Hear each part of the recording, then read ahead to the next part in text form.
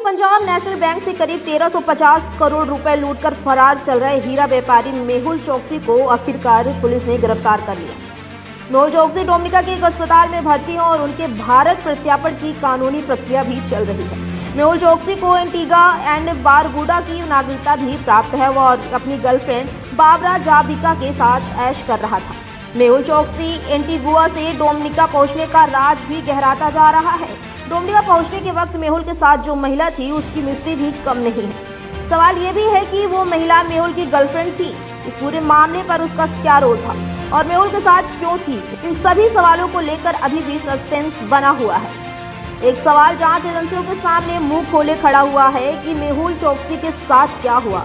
क्या वो अपनी गर्लफ्रेंड के साथ लग्जरी बोट पर मौज मस्ती के लिए गया था? क्या उसी महिला ने मेहुल को अपने झांसे में फंसाया था और इसके बाद उसने अगवा करवा लिया, फिर डोमिनिका पहुंच गया? और सवाल ये भी है कि क्या क्यूबा भागने के चक्कर में उसकी किस्मत ने उसे धोखा दे दिया? इन सभी को लेकर कई अनसुलझे सवाल और दावे हैं। ये भी कहा जा रहा है कि उसकी वो कथित गर्लफ्रेंड उसके साथ ही थी। अब ये भी माना जा रहा है कि ये हनी ट्रैप का मामला भी हो सकता है। सूत्रों का कहना है कि महिला एंटीगुआ में रह रही थी और कुछ समय पहले ही सुबह शाम सैर के दौरान मेहुल चोकसी की उस महिला से मुलाकात हुई थी। वो महिला बेहद आकर्षक और सुंदर है, लिहाजा मेहुल ने उसकी दोस्ती कर ली।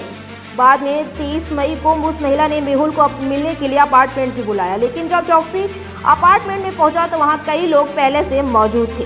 उन्होंने कथित तौर पर इसका अपहरण कर लिया और डोमिनिका ले गए और उसे गिरफ्तार करवा दिया।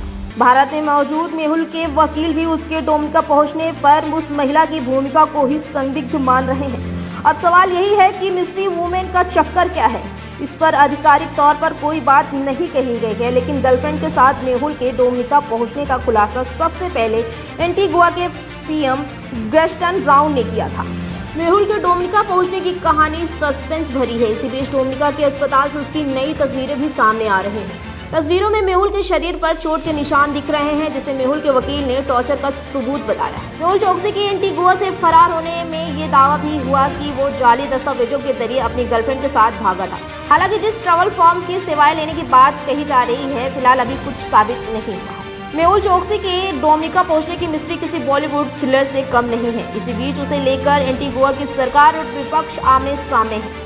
दोनों ओर से मेहुल के साथ मिली भगत का आरोप एक दूसरे पर लगाया जा रहा है। मेहुल को लेकर दो अलग अलग महाद्वीपों में हंगामा मचा हुआ है। फिलहाल भारत भी पूरे मामले पर नजर बनाए हुए है। मेहुल के वकील भी लगातार यही दावा कर रहे हैं कि एक ज्वाइंट ऑपरेशन है जो कि देशों ने मिलकर किया है।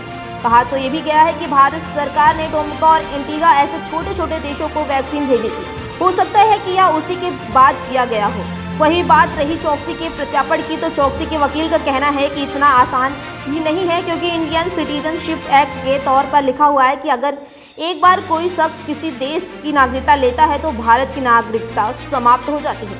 ऐसे में अगर डोमिनिका भेजना भी है तो भारत नहीं बल्कि एंटीगा भेज सकता है, और अगर वहां से भारत में प्रत्यार्पित भी करना है तो एक लंबी कानूनी लड़ाई है, क्योंकि इस आदेश के बाद अभी भी ऊपरी अदालतों में अपील का पूरा मौका मिलेगा। ऐसी ही तमाम बड़ी खबरों को देखने के लिए हमारे चैनल को लाइक करें, शेयर करें, सब्सक्राइब करें और बेल आइकन दबाना न भूलें।